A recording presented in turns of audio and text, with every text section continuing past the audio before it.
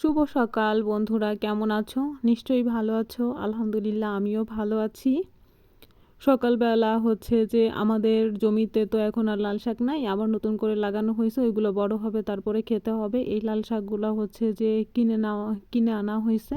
এজন্য ছোট ছোট করে মানে আটি বান্দা, ঠিক আছে।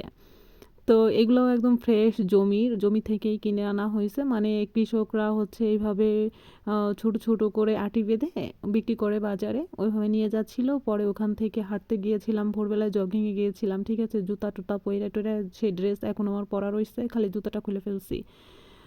তো ওখান থেকে এরকম একদম টাটকা তরতাজা, মানে কেমন লাগতেছে এটা দেখে খুবই ভালো লাগছে। তারপরে ওখান থেকে আমি কিনে নিয়ে আসছি।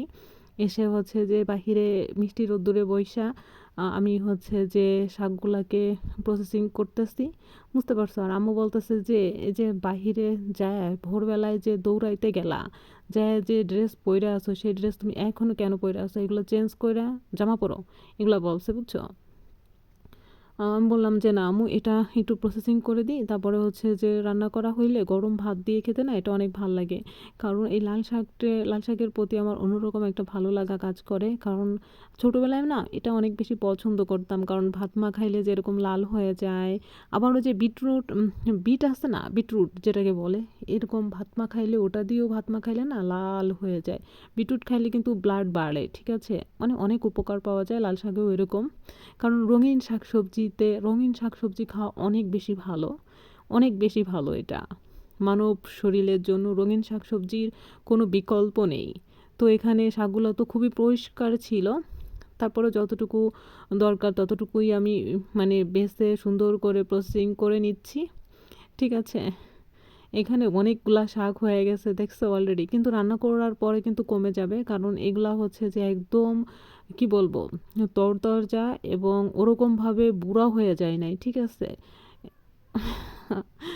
এগুলো রান্না করলে আবার কমে যায়, কিন্তু বুড়ো যে শাকগুলো আছে ওইগুলো রান্না করলে কমে না, আরও ওইগুলো ঠসা ঠসা ভাব হয়ে যায়। মানে সিদ্ধ হয় না, কেমন জানি একটা ভাব থাকে, ঠিক আছে।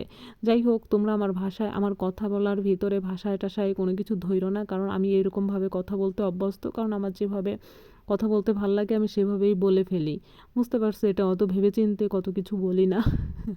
কারণ অত ভেবেচিন্তে বলার তো সময় নাই, তাই না? বলতে হবে, বলে দিতে হবে। এই যে এই শাকের ভিতরে কি পাওয়া যাচ্ছে জানো? কিছু ওই যে ঘাস পাওয়া যাচ্ছে, দুর্বা ঘাস আছে না, দুর্বা ঘাস পাওয়া যাচ্ছে। কারণ শাকের ভিতরে ওই যে মানে আবর্জনা ময়লা টয়লা যেগুলো হয় না, আগাছা যেগুলো হয়, সেগুলা কয়েকটা, একটা দুইটা এরকম পাওয়া যাচ্ছে। কিন্তু শাকগুলার ভিতরে কোনো বালু, পোকা জোকা, ময়লা সয়লা এরকম কিচ্ছু নাই, একদম ফ্রেশ। আমি শুধু প্রসেসিং করে নিচ্ছি। তারপরেও এগুলো ধোয়ার সময় হচ্ছে যে আবার চেক করতে হবে।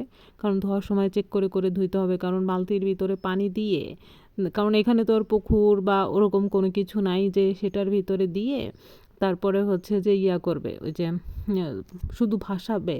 মানে এরকম পুকুরের ভিতরে যে ঝুড়িগুলো থাকে না, জালিগুলো থাকে, ওইগুলো দিয়ে এভাবে চুবাইতে হয় শাক। আর বালি টালি ময়লা সয়লা থাকলে ওইগুলো তল দিয়ে চলে যায়।